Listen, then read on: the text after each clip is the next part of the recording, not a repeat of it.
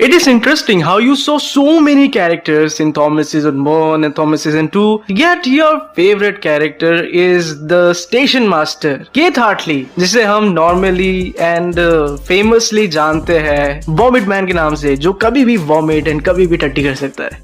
Are you alright, Keith?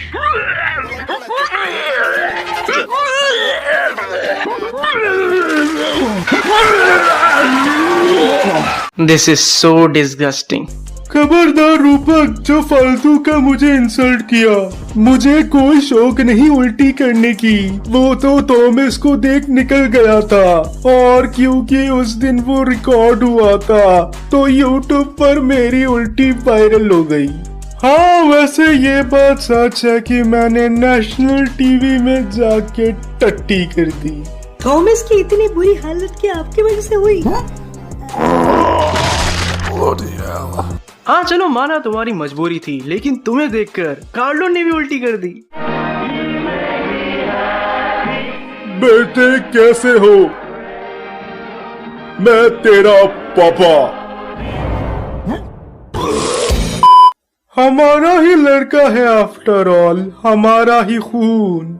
वैसे Carlo से याद आया, मेरे बच्चे कार्लो ने मुझे आज सुबह बताया कि वो घर बैठे बैठे ही मोबाइल या लैपटॉप में एक प्लेटफॉर्म से स्मार्टली बहुत पैसे कमाता है। टेक्नोलॉजी कितनी आगे बढ़ चुकी है ना? लेकिन उस प्लेटफॉर्म का नाम क्या था? कुछ तो बी से शुरू होता है। हाँ मुझे पता है, Binomo, and they offer both real and demo account, so you can try it without risk. But more on this later. हाँ, मुझे भी सीखना है क्योंकि मेरे स्टेशन मास्टर वाली नौकरी जा चुकी है। लेकिन कमाल की बात है ना, दोनों बाप बेटे उल्टी करते हो। इससे तो ये लगता है कि शायद ये तुम दोनों के डीएनए में है। हाँ, ऐसा बोल सकते हो, मगर पिछले 20 साल में मैंने एक बार भी उल्टी नहीं करी, और उसके पीछे एक रीजन है। हाँ, जितना हमें पता है तुम तो मर चुके थे, एंड शायद उन्होंने तुम्हारी बॉडी को कहीं पे प्रिजर्व करके रखा था। नहीं, सच ये नहीं है। सच काफी ज्यादा डरावना है, काफी ज्यादा घिनौना। हार्टली साहब, आज मैंने आपको अपने वीडियो में इसीलिए बुलाया ताकि हम अपने ऑडियंस को ये बता पाए कि इतने साल आप कहाँ पे थे। फिर तो बहुत ही बढ़िया होने वाला है, क्योंकि मुझे भी इस बारे में बात करनी थी। आखिर ये राज खुलना भी इम्पोर्टेंट है।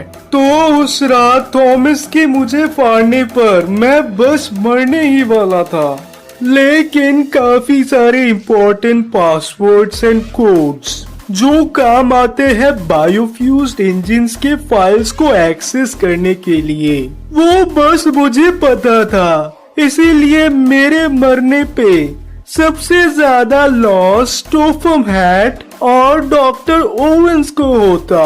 इसीलिए वो मुझे सेट 17 के अंदर ले गए, जहां उन्होंने मेरे बॉडी ऑर्गन्स को एक बायोफ्यूज ट्रक में बदलकर मुझे एक बायोफ्यूज ट्रक बना दिया।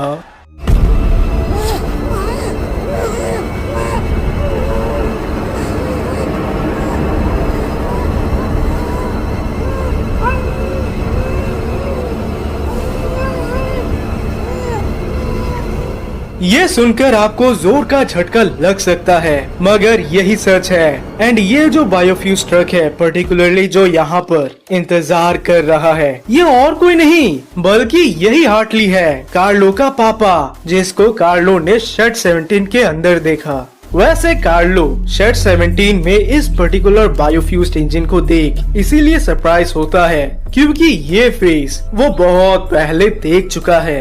वो देख पाता है कि बेशक ये चेहरा उसे एक ऐसे आदमी की याद दिलाता है जिसके साथ वो बहुत क्लोज था, लेकिन ऐसा कैसे हो सकता है? After all he died. और वो इस बारे में ज्यादा सोच भी नहीं पाता क्योंकि तभी डॉक्टर ओवेंस अचानक से टपक पड़ा।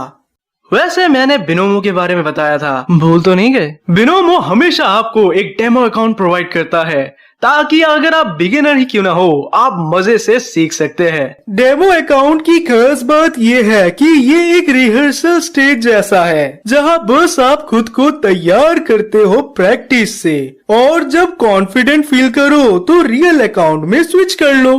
तो यहाँ पर आपको डिटेल में समझाने के लिए मैंने डायरेक्ट बिनोमो का ऐप ओपन कर लिया है। देखिए इनका इंटरफेस कुछ ऐसा दिखता है एंड ये है मेरा रियल अकाउंट, और यहाँ पर मुझे ग्राफ को देखकर ये पता करना है कि ये ऊपर जाएगा या नीचे। तो फर्स्ट ट्रेड में मुझे देखकर ही लग रहा है कि शायद से ग्राफ नीचे जाएगा, इसीलिए मैंने डाउन वाला बटन दबा के नीचे का ट्रेड ले लिया। एंड बस हमें थोड़ा सा इंतजार करना होता है, कुछ ही सेकंड्स में रिजल्ट्स निकल आते हैं। एंड आप देख सकते हो कि ग्राफ नीचे ही जा रहा है, यानी कि मेरा बहुत प्रॉफिट बन रहा है। ये बूम, यहाँ पर मेरा प्रॉफिट बन गया।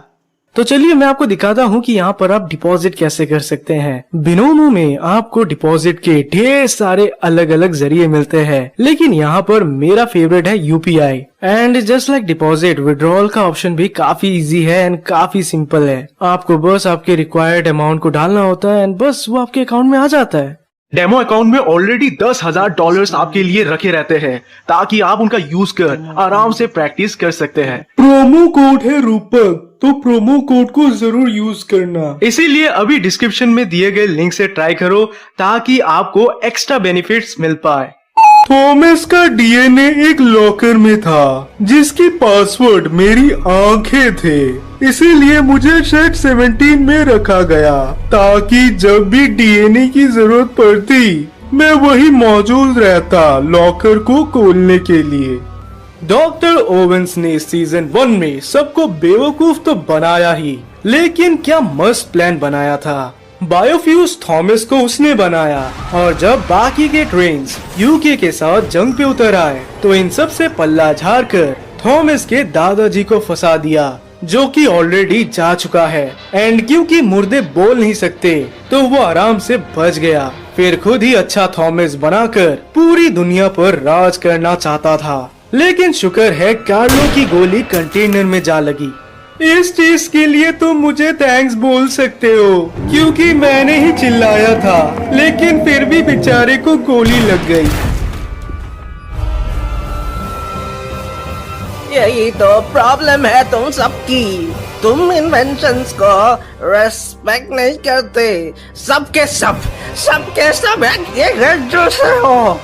मेरा सपना दुनिया में एक डिक्टेटर को लाना नहीं, बल्कि मेरा तो ये है।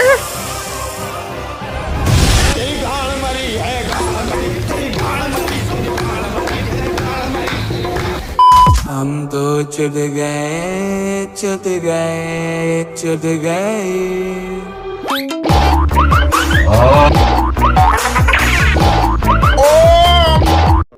जब थॉमस कंटेनर से निकलता है तब वो मुझे भी ठीक कर देता है। जी हाँ यारो, स्लो मोशन में आप देख सकते हो कि बाकी बायोफ्यूज ट्रक्स नॉर्मल ट्रक्स बन जाते हैं, क्योंकि ये सारे के सारे डेड बॉडीज थे जिनके ऑर्गन्स का यूज कर इन्हें जीवन दिया गया, एक ऐसा जीवन जो ये खुद जीना नहीं चाहते। इसीलिए इनकी आत्माओं को थॉमस ने मुक्ति दे दी। मगर वॉमिट मैन को थॉमस ने खुद अपने हाथों से मारा था, इसीलिए हम उसे यहाँ ट्रांसफॉर्म होते देख पाते हैं। आफ्टर ऑल थॉमस ने उसे माफ कर दिया। वैसे कुछ लोग कमेंट सेक्शन में बोल रहे थे कि ये सीन शायद सीजन 3 की तरफ इशारा करता है, लेकिन ऐसा नहीं है, बल्कि ये एक सैड स्टोरी है। यूजुअली जब एक जहाज डूबता है तो उसके पीछे बहुत सारे रिसोर्सेस और पैसे लगते हैं, जिनका यूज कर धीरे धीरे जहाज को तोड़कर पानी से निकाला जाता है। नॉन लिविंग थिंग्स पर यह करना आसान होता है, क्योंकि उस केस में किसी को दर्द नहीं होता। इनफैक्ट अभी अगर मैं इस माइक को तोड़ दूं तो उसको दर्द नहीं होगा, लेकिन इस केस में ये एक बायोफ्यूज शिप है, यानी कि इसमें एक जान है। इसीलिए कोई भी कंपनी या कोई भी सरकार इस पर हाथ नहीं देती, क्योंकि वो अपना हाथ गंदा नहीं करना चाहते। दुख की बात यह है कि ये करीब 22 साल तक उसी पानी के अंदर डूबता रहा, और वही धीरे धीरे सर कर ये मर गया, बिल्कुल टाइटैनिक की तरह। इनफैक्ट ये अच्छा वाला थॉमस उसे ठीक कर सकता था, उसे वो वापस जिंदा कर सकता था एंड वापस ह्यूमन में कन्वर्ट भी कर सकता था, लेकिन उसने ऐसा किया नहीं, क्योंकि अगर ये वापस लौट आया तो अब ये बदला लेगा, सबसे बदला लेगा एंड ये एक सीरियल किलर में भी ट्रांसफॉर्म हो सकता है।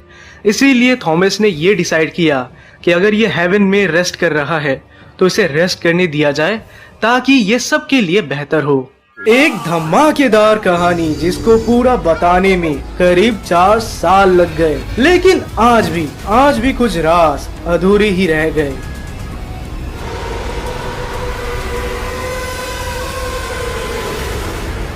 आखिर टोफम हैट कहाँ है?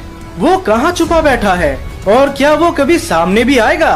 और पिकारी का बच्चा शेड 17 में नहीं पाया गया, साथ ही साथ कार्लो को उसके कोई भी रिकॉर्ड्स नहीं मिले, तो वो है कहाँ? कहीं ऐसा तो नहीं कि पिकारी का बच्चा और टोफम हैट एक साथ है और ये दोनों मिलकर कुछ बहुत बड़ा प्लान कर रहे हैं? कहीं ये दोनों मिलकर एक रिवेंज की तैयारी तो नहीं कर रहे? एक ऐसा रिवेंज जो होगा कार्लो पे, सोडोर पे और यूके की गवर्नमेंट पे, थॉमस पे।